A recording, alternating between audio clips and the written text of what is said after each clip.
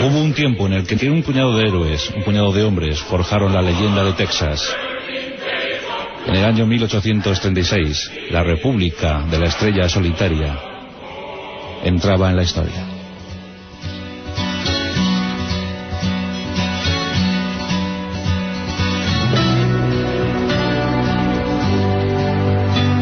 Texas, el segundo estado en extensión de la Unión, detrás de Alaska con casi 700.000 kilómetros cuadrados. Explorado por los españoles, conquistado por los mismos. En el año 1716, una expedición con militares y misioneros, así era la cosa. Llegaban a una zona a la que llamaron San Antonio, fundando una misión que con los años se convertiría en una fortificación militar. En el año 1744 se sentaban los cimientos de San Antonio del Álamo. El Álamo, recordad el Álamo, uno de los nombres más populares en la historia de los Estados Unidos. Y todo comenzó aquel 23 de febrero de 1836.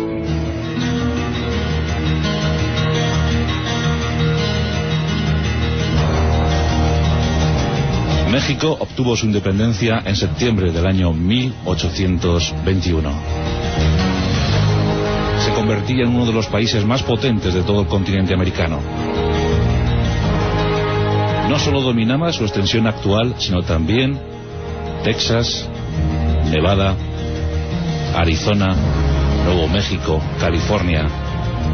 Un país inmenso y escasamente poblado.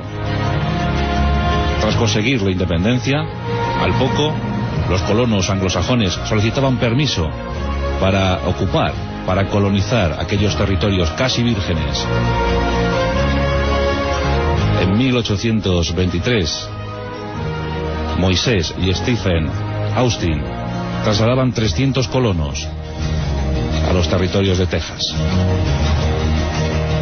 En principio, los mexicanos asintieron y concedieron una tregua de 7 años en la que los nuevos habitantes no deberían pagar aranceles, no deberían pagar tributos.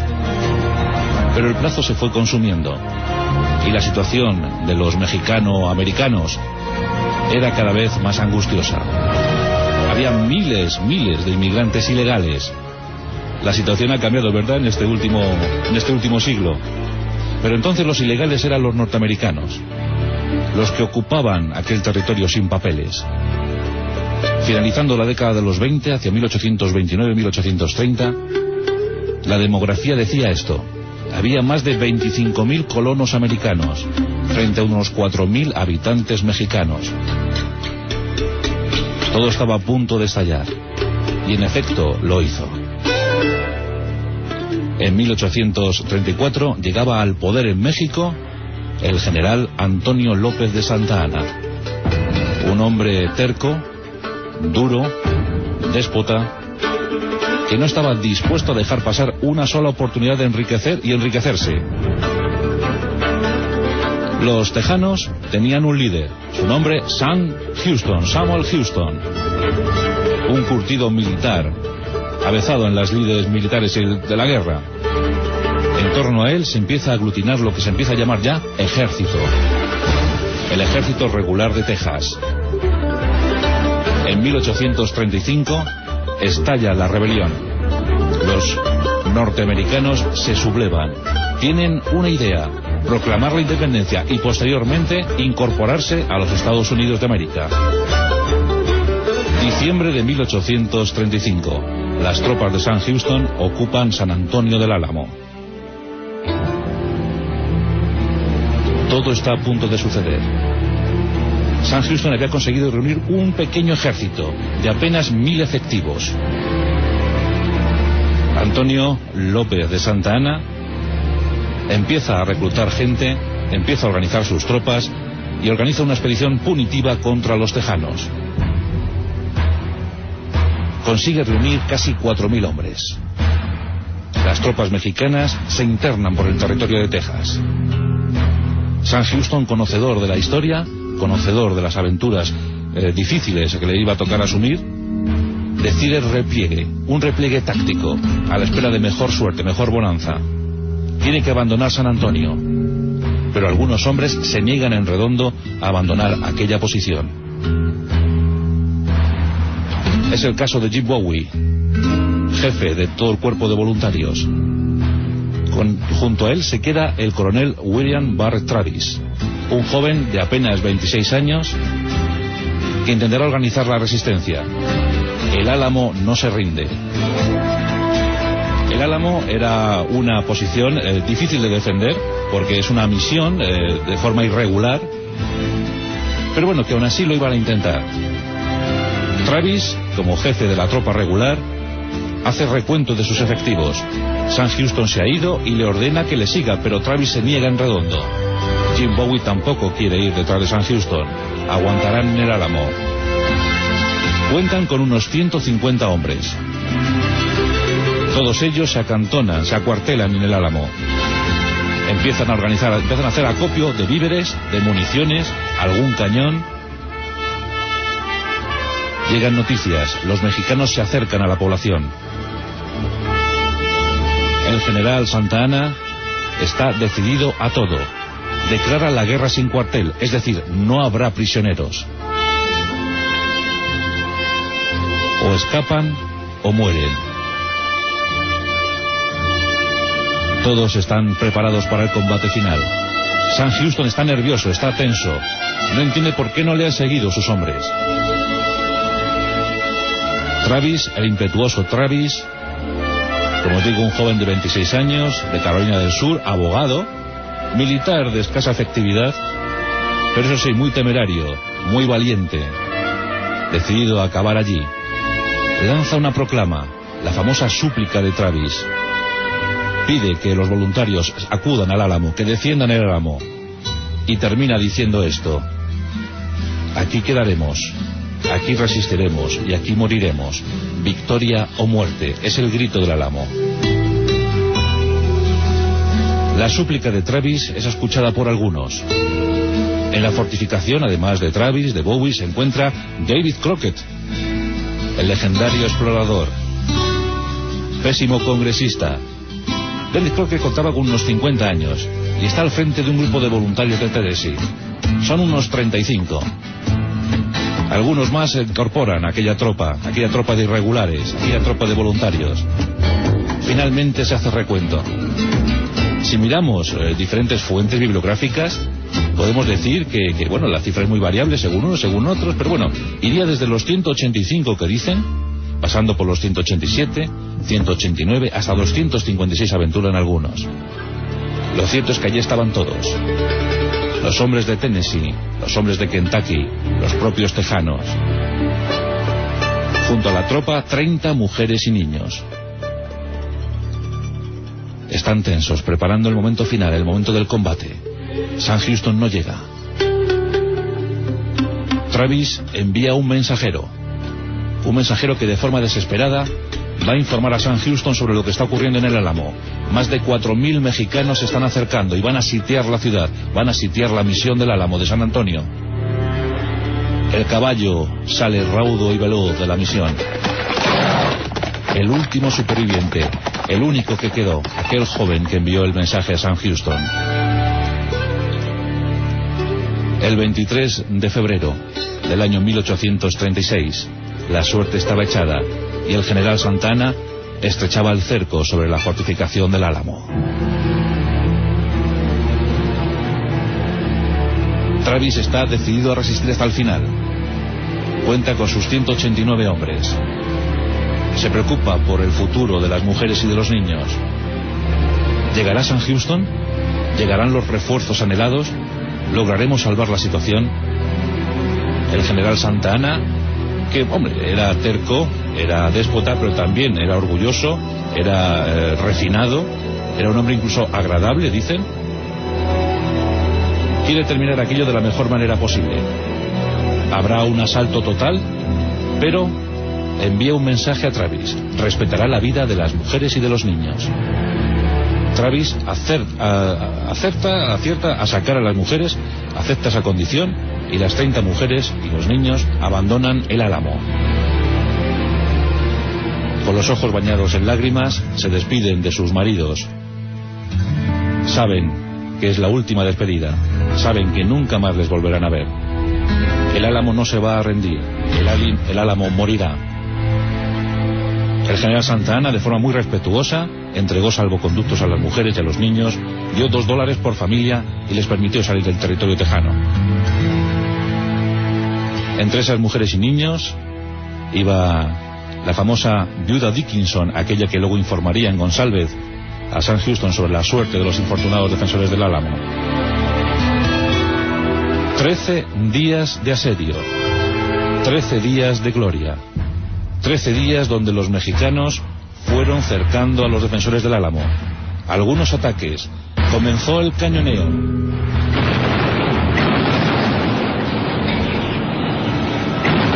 ...24 horas... una tras otra.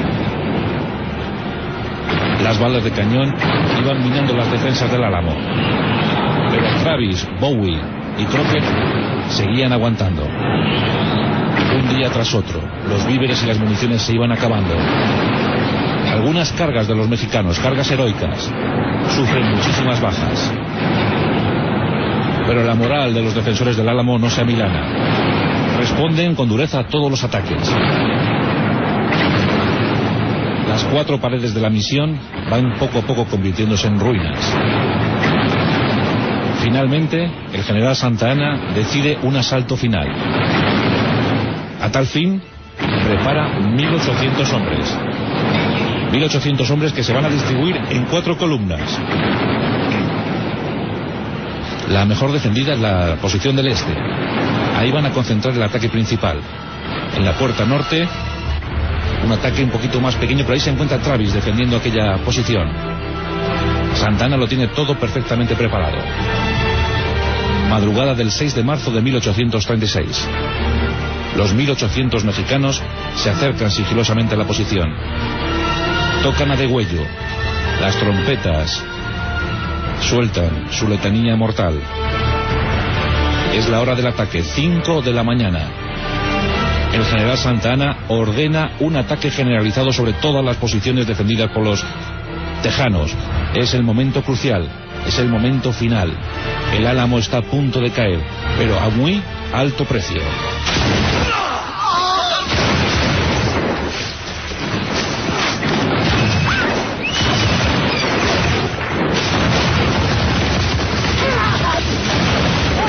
Las descargas se suceden. Los defensores van retrocediendo, pero vendiendo muy cara su derrota, muy cara su muerte. El coronel William Barrett Travis fue uno de los primeros en caer. Cuentan crónicas fidedignas escritas por los propios soldados mexicanos que Travis se defendió con honor, se defendió con heroísmo, que miraba con rabia insolente a sus atacantes, que descargó todo lo que tenía sobre ellos y que finalmente fue abatido. Jim Bowie, afectado por unas fiebres tifoideas, murió acuchillado en su propia cama. Los minutos iban sucediendo. De las murallas pasaron al patio central. Allí la lucha fue denodada, cuerpo a cuerpo. Uno tras otro los defensores del Álamo iban cayendo. Uno tras otro iban retrocediendo. Apenas ya quedaba nada. Apenas quedaban ya municiones. Apenas quedaban hombres. Los mexicanos, con una valentía inusitada, consiguen derribar a los últimos. Finalmente, hacia las 8 de la mañana, todo está perdido. El Álamo ha caído. La resistencia había durado casi 3 horas en esa carga final de los mexicanos. La imagen era dantesca. Habían quedado 7 supervivientes. 7 hombres que habían sido hechos prisioneros. Entre ellos estaba David Crockett. En contra de lo que se ha dicho en las películas o en literatura barata, David Crockett se había rendido. Junto a otros 6 compañeros estaban esperando una suerte incierta. El general Santa Anna estaba muy fastidiado por todas las pérdidas que había sufrido. Cuando el general Castrillón se acerca con los 7 rebeldes, con los 7 prisioneros, el general Santa Anna solo acertó a mirarles con desdén y ordenó que les fusilaran.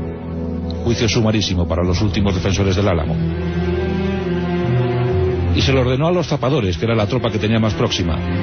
Pero los oficiales de esta tropa hicieron en principio oídos sordos, pensando que todo era fruto de una rabieta del general Santa Anna y que pronto su honor le haría pensar lo contrario. Se debía dar mejor suerte, mejor destino a esos últimos defensores que con tanto honor, con tanta valentía, con tanto ardor habían defendido aquella posición del Álamo. Pero algunos oficiales desenvainaron sus espadas y acabaron con la vida de David Crockett y los suyos a espadazos, tras haberles hecho sufrir bastante. Así terminaron los últimos defensores del Álamo. La imagen era horrible. 189 muertos por parte tejana, unos 600 por parte mexicana. 800 muertos en total que dominaban aquel escenario tan tétrico. El general Santa Anna ordenó crear una inmensa pira donde quemaron los cadáveres. Allí murieron, allí fueron quemados amigos y enemigos. Así terminó el Álamo. El general Santa Anna, su orgullo le había hecho tomar el Álamo, pero a un altísimo precio. Aquellos hombres que había perdido, más de 600 entre muertos y heridos, le hubiesen sido muy útiles en acciones posteriores. Es cierto que habían vencido en las batallas de Goliat o en el Álamo, pero después, ¿qué ocurriría? Tampoco tenía muchos hombres el general Santa Anna para poder recorrer todo el territorio tejano. El 21 de abril de 1836, los mexicanos eran pillados infraganti, eran pillados por sorpresa por las tropas de Sam Houston, que con el grito de "recordad el Álamo", abatieron a muchísimos mexicanos en aquel 21 de abril de 1836, causando, además de las bajas, 780 y tantos prisioneros, entre los que se encontraba el propio general Santa Anna, que de forma humillante tuvo que firmar la paz y reconocer que Sam Houston era el dueño de la situación, el nuevo dueño de la situación.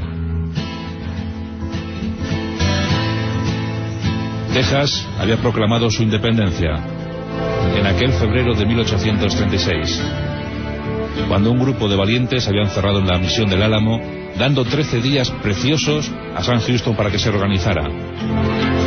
El sacrificio de aquellos héroes no fue estéril.